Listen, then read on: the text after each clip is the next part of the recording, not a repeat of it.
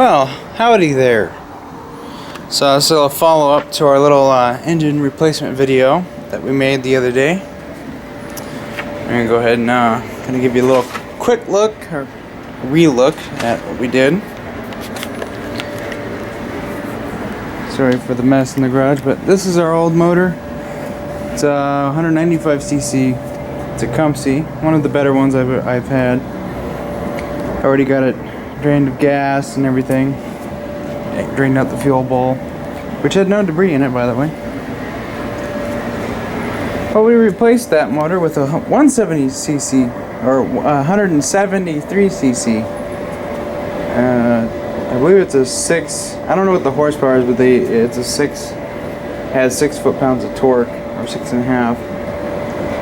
So I think it's a little bit better than the other one.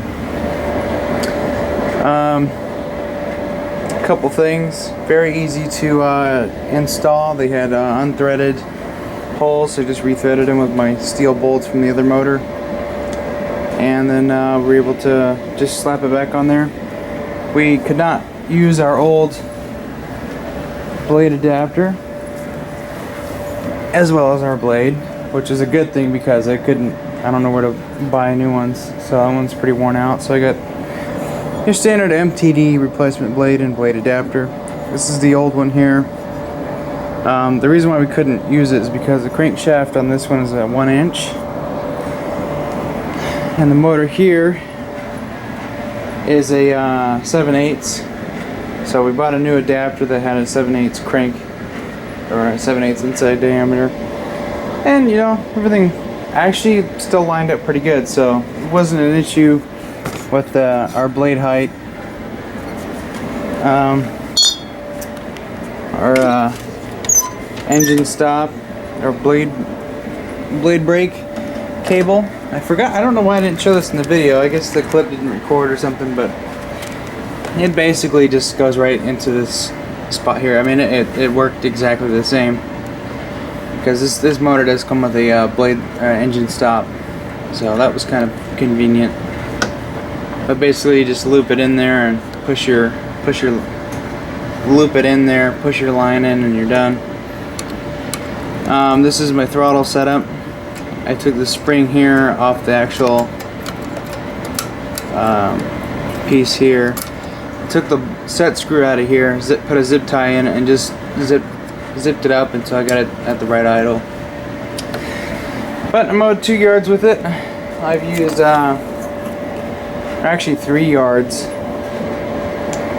and doing the one big yard that I normally do, it used up half a tank of gas, so that's about the same as the other motor. So fuel consumption's about the same, but it does have a bigger tank, so it could be a little bit more thirstier. But you know what, for the most part, I love the way it runs. It's much nicer. You don't smell the exhaust as much. It burns a lot cleaner, and it starts up on every pull. Prime it 3 times, pull the cord, and it starts up.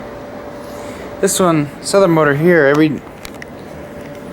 every Tecumseh I've had, where you prime it 3 times and you got to pull it a few times, it just doesn't start. You got to do it like 2 or 3 times, and finally it kicks on. This one here doesn't do that. This one runs completely different. Yeah, I'm really happy with it. Now, the one issue that we ran into with having to do that, change our blade adapter out. See, this one here has got a pulley welded to it. This is a steel adapter. Kind of a shitty one, if you ask me. It's kind of all just welded in 2 spots, and that's it. It doesn't look very strong. But it's got a 2-inch. It's a 2-inch pulley and a 1-inch inside diameter. Not going to work on this motor. So what we did, we went to John Deere and we ordered a M11 3895 pulley and set screw. This was for a John Deere lawnmower, very similar to this one actually, but the older aluminum style deck mowers, which I've actually had one before. I got it from my grandfather because my uncle ran over a 1-inch steel post sticking out of the ground, and it bent the crankshaft on it. So, well, I've got coolant on my glasses. I wonder what happened. Well, woke up this morning to some text from my cousin Carrie. Says her car is overheating and smoking and stuff like that. And this is the Dodge Intrepid that we used to have. We sold it to my cousin. And if anybody has watched my previous videos, in the past couple of years we've had issues with the coolant bottles popping. And we went through 2 AutoZone ones. The original one went after like 8 or 9 years. Then we had 2 AutoZone ones pop, and this is the 3rd AutoZone one that we had. And when they pop, they always go on the back side right here. It popped right there, and it was about to pop right here. So I told her just go to the Chrysler or the Dodge dealership and just go order a new one from them. And the new one's a lot better. It's actually a clear plastic. It looks a lot better than this one. And we bled the system out, kept filling it with coolant, kept bleeding the system out, and finally we got it down to a normal operating temperature. When we first put it in and filled it with coolant, started it up, our operating temp was 240 degrees. We're like, holy shit. So we got it, kept bleeding the air out. Then actually Dodge was nice enough to put a air bleed on the return side of the radiator hose. So we bled that out. We got coolant to come out of it, and then kept topping it off till it was full, and then made sure no more air was in it, and got it down to 180 to between 180 to 200 degrees. And the fans turned off and went down to 280 or 200 and some degrees.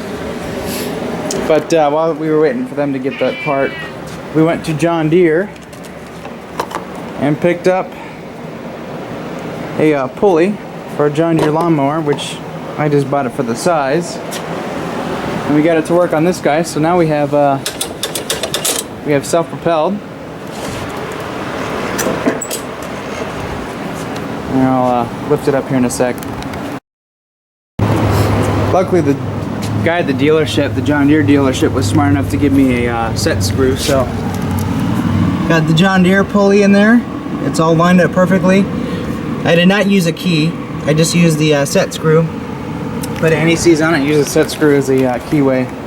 I've done it before, and it's on the it's a riding on a belt, for crying out loud, so I don't really care about having a key. The blade adapter has a key, but other than that I don't care. But yeah, it works great. This thing takes off when you just romp it. It just goes forward pretty quick. So yeah, this has got self-propel. Everything works on it now. It functions just like it did when I had it a little while ago. I do need to replace this cable. Hey, what's up guys? It's our random video for Friday today. Haven't really done much this week, but got some scrap. We got a dryer in the truck, and then bought a lawnmower. Adam did. Bought one of these from the Goodwill. This one had a Breeze and Stratton on it, electric start. But the engine was no good. It had no compression. It had the cylinder is pretty bad. I don't know if I'm gonna be able to show it, but it's all scored up. And let's see, the oil is not too good. Oil actually was overall it was silvery. It was gray. And so we put gas in and we kept pulling it. It was really easy to pull. It had hardly any compression, so wouldn't start. But we put my Tecumseh on it. And the only thing we have to do with this one is got this electric start crap. Wire up a stop switch. It conveniently has a green wire on it, so we can run a ground to it and a switch. We just got to put oil and gas in this, and I have to get a blade adapter for it because unfortunately this is a 7/8. The one that will work on it is 1 inch, but it's too short. It needs to be longer so that the blade will be at the right depth. So I have to find an adapter that'll work.